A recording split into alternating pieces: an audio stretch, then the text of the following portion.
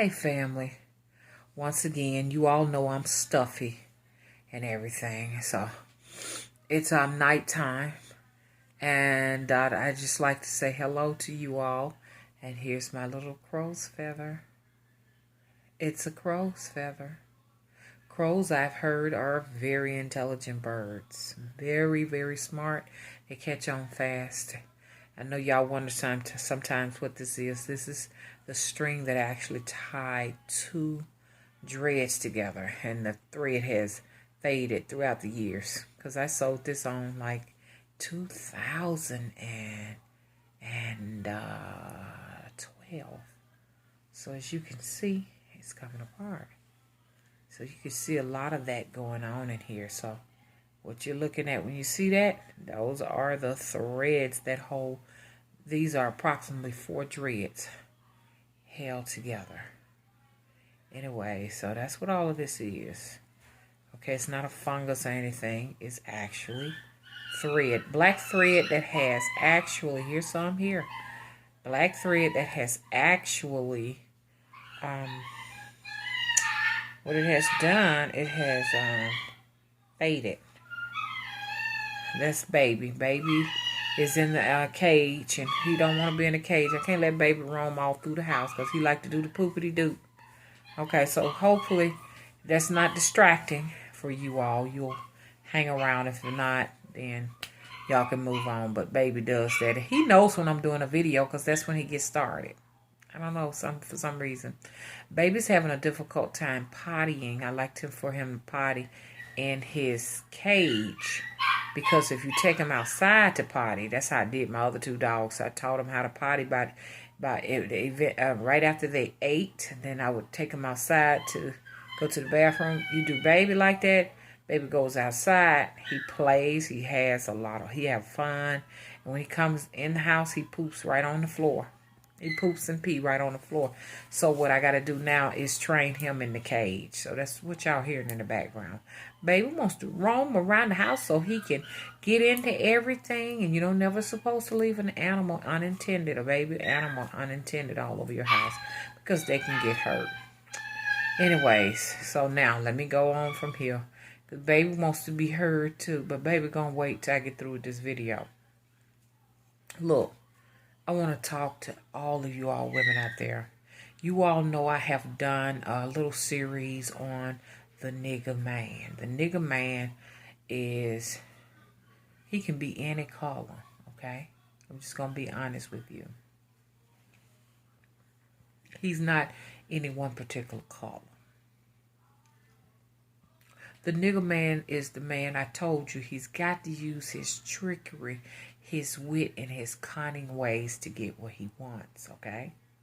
Because he can't use his intellect to do so, okay?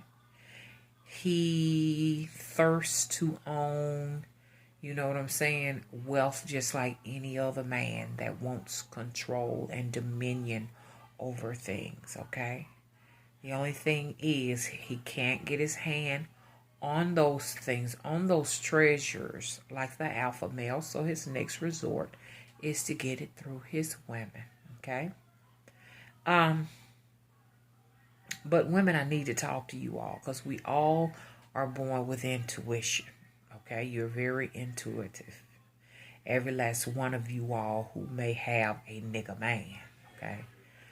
What I'm finding is you all know these things about that man, but for some reason you ignore them and you continue with the relationship anyways.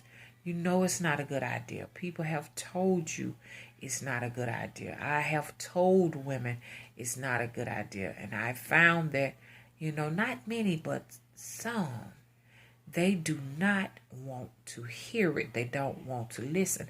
I found in two occasions that I've given a reading about their particular spouse or partner who's using trickery on them, that, I tell them, I said, don't go back to him and question him, and expect any answers, because I said, they're never going to tell you.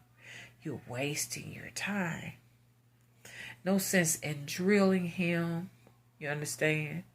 and to getting him to admit to you the truth, because he doesn't have to.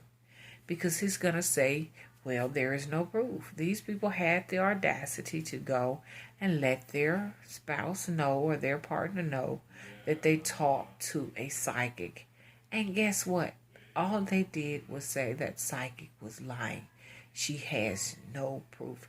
After I told them not to do that, I know when a person is really serious about getting help for themselves, because those people who are serious about getting help for themselves will follow my guidance. You understand?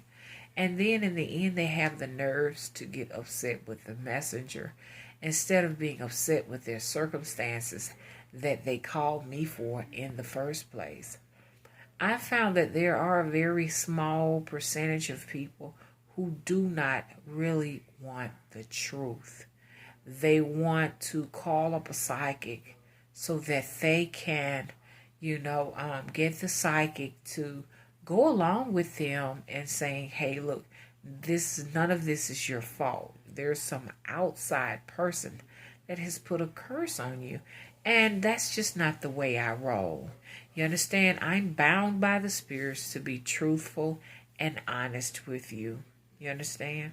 No, no one has put a curse on you. No, what is going on with you is something that you yourself have done. You have done this to yourself. Now, women, I do need to talk to you, though, because a lot of you all know, like I say, you are intuitive. You know what type of man you have. You have the social man. Who's the social man? The social man is the one that gets off on partying and having a good time. Those are definitely tricksters. You know what I'm saying? But the social life, going out to clubs, strip clubs, they just enjoy lots of people. They love to throw parties and have a good time, and a lot of them are really that's really street. They are street people, and if you're in a relationship with a street person, you know how street people can be. You understand what I'm saying? But you got a street man, you got a nigga man, but you will put yourself in a situation to be used. You're perfectly okay in that position because you're overcompensating for the fact that really and truly what he really wants, you don't have it, and you don't have it. So he is the type of person that he loves to say, for instance, go out to the club or go to the bar or go and shoot some pool, or he's just one that nags you about money. So you figure if I give it to him, he gonna love me more. But I'm just telling you, when you do that, basically you saying that you really don't have anything to offer but your money. That's it. And a lot of you women will allow yourself to be used and as a sexual tool for him. He's not really interested in your mind, what you got to bring to the table as far as intellect. And so what you do, you actually allow him to use your body. You know what you're doing, and you're not a victim. You are a volunteer to this situation. And when he gets to the point he's no longer interested in using you for whatever reason, because he has found him something else outside of you, then you want to be angry and get upset, with the fact that he no longer is interested. But you have to take some responsibility, and like I say, you have to be accountable for this trickster, this nigga man you've created, because instead of you, I always say we came here to teach each other something about each other. And if you did not put him in check, but you allowed him to use you and trick you, and you knew better, then you have created this demon yourself. So you're responsible for it.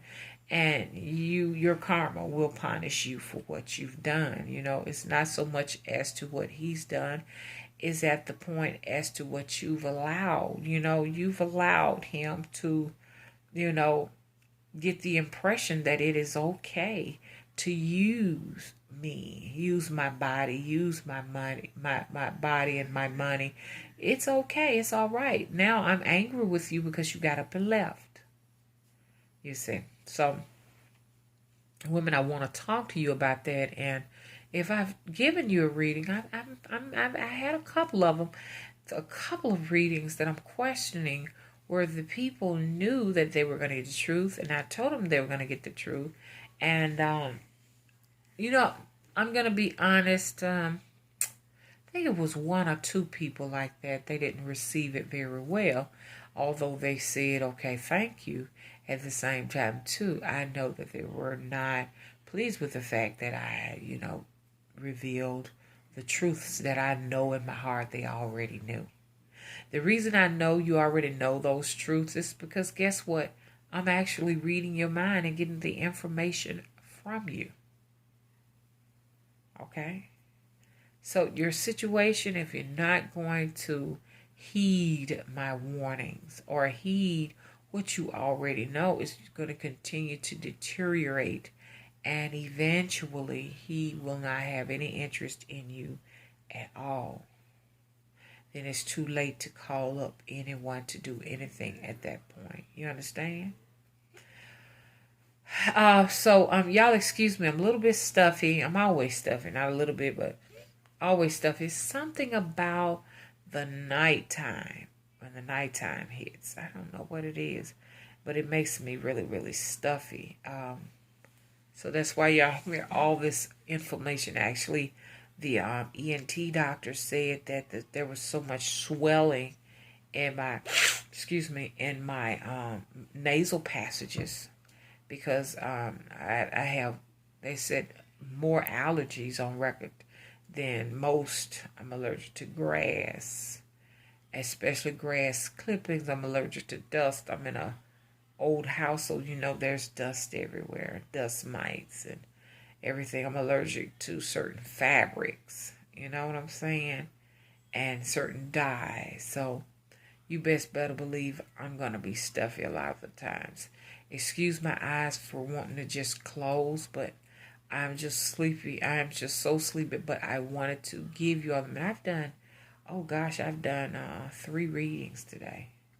3 readings. The phone has definitely been ringing off the hook. But look, let me tell you something. Make sure you got your stuff together. Spirits can't work for nothing, y'all. Come on now. Y'all know how much your reading is. There's a website there. Check and see the rates of the readings, okay? I always do my readings at a certain time, at a special time. I'm not going to tell everybody. So, but I'm just, I'm worn out. They're draining. Readings can be very, very draining.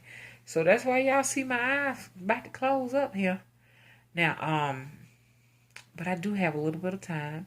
I want to talk to you also. Now, I've gotten that out of the way. I just wanted to let the women know who refuse to heed my warning. You know what's going on. You've been knew what was going on. You know what you got to do to keep this nigga man. And you're going to keep doing it. But I'm going to tell you one day, it is going to slap you in your face. And don't say Mama Spiritually didn't tell you. One day the shit going to hit the fan. And you going to feel like you were used, but you weren't used. Okay? You were not used. You was a willing participant in the matter. In fact, you used that to your advantage. You used your body to your advantage to please him because you knew that's what he wanted. You understand? And you used your money in your pocketbook to your advantage. That's what you did. No one stole anything from you. 5, 10, 20 years from now, he showed his interest somewhere else. Okay? Or move in with somebody else. You cannot holler victim. It's not going to work. Okay? So people say, well, Mama, what do I do? What do I do? What you do at this point, if you know your relationship is built on a foundation of lies. Okay? And lies are so hollow. They don't have anything within them. So your foundation is going to crash. If you know you have built your relationship on that, on, you know, being used, you know, then at this point, there's really nothing you can do to really much turn this thing around, because it's unfair to go and then change who you are and how you react to someone, In order to be genuine, you still have to stick with the original you and be the original you.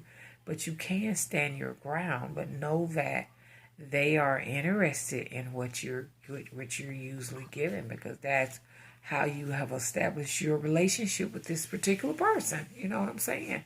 So it's kind of difficult to turn that around at this point, okay?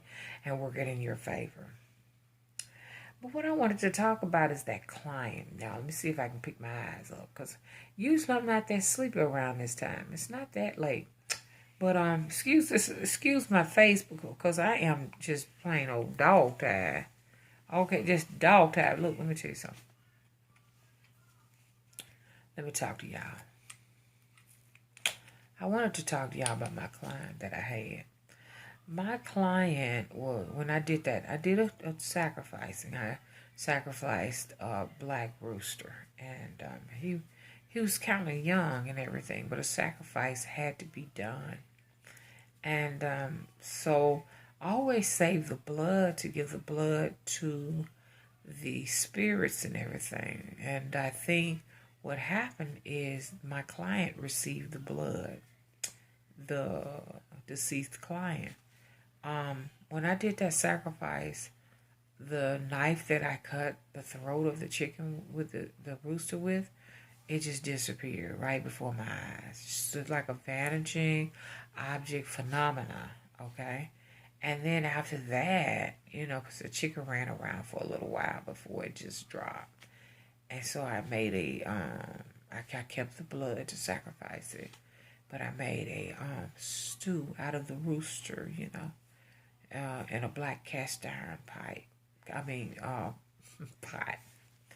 And matter of fact, I got a whole lot in there too, frozen, that I got to eat.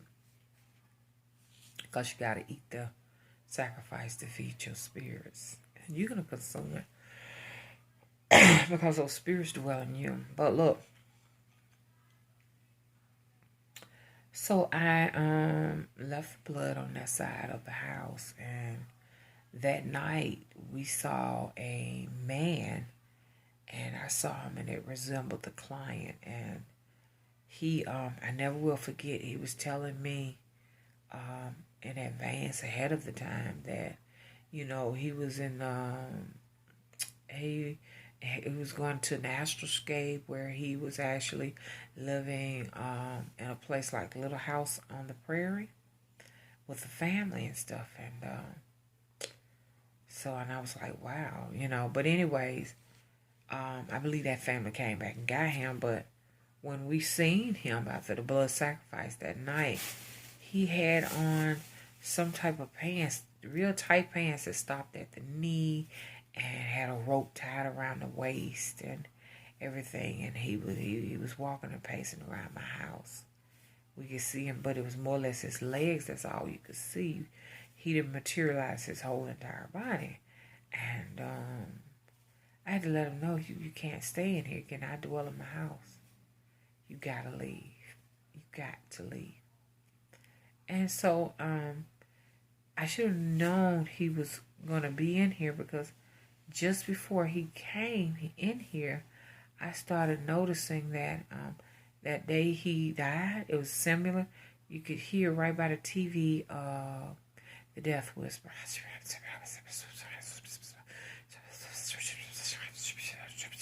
Could y'all please tell me what the hell that is?